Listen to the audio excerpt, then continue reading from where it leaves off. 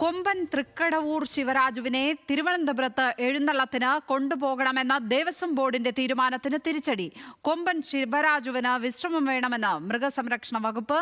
ആനയ്ക്ക് നിർജ്ജലീകരണമുണ്ടെന്ന് വിദഗ്ധ സംഘം പരിശോധനയിൽ കണ്ടെത്തി.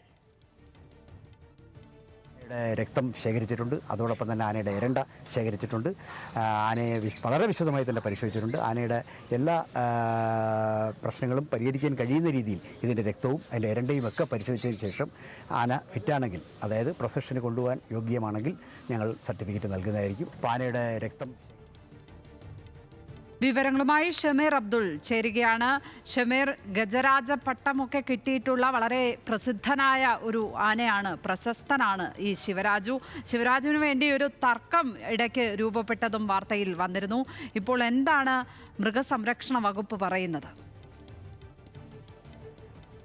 മൃഗസംരക്ഷണ വകുപ്പ് മന്ത്രി ജെ ചിഞ്ചുറാണി നേരിട്ടിടപെട്ടാണ് ഇപ്പോൾ മൃഗസംരക്ഷണ ജോയിന്റ് ഡയറക്ടറുടെ നേതൃത്വത്തിൽ വിദഗ്ധ സംഘം ഈ ആനയെ പരിശോധിച്ചത്. ആനയെ നിരന്തരമായി എഴുന്നള്ളത്തിന് കൊണ്ടുപോകുന്നതിനെ തുടർന്ന് ആനയ്ക്ക് എരണ്ടകെട്ട് ഉണ്ടായി. തുടർന്ന് ആനയെ ക്ഷേത്രത്തിന് പുറത്തേക്ക് കൊണ്ടുപോകാൻ അനുവദിക്കാതെ ക്ഷേത്രം ഭാരവാഹികളും അതുപോലെ ആനപ്രേമികളും ഒക്കെ തന്നെ രംഗത്തെത്തുകയും ചെയ്തു.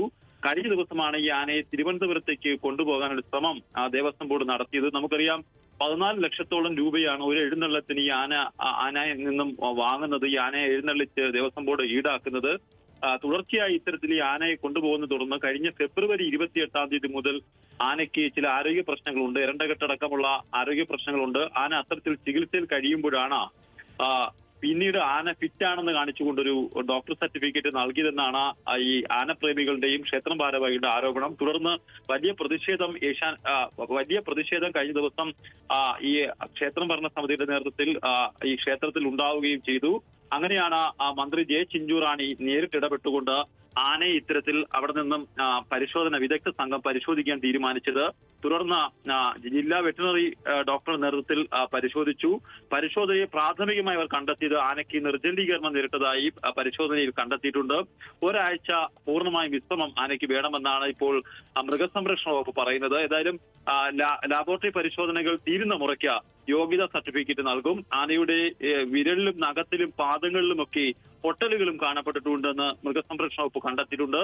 അതുകൊണ്ട് ഇനി ആനയെ ഒരാഴ്ച കാലത്തേക്ക് ഈ ക്ഷേത്രം പുറത്തേക്ക്, ആനയെ നിർത്തിയിരിക്കുന്ന കടവൂർ ക്ഷേത്രത്തിന് പുറത്തേക്ക് കൊണ്ടുപോകാൻ കഴിയില്ല.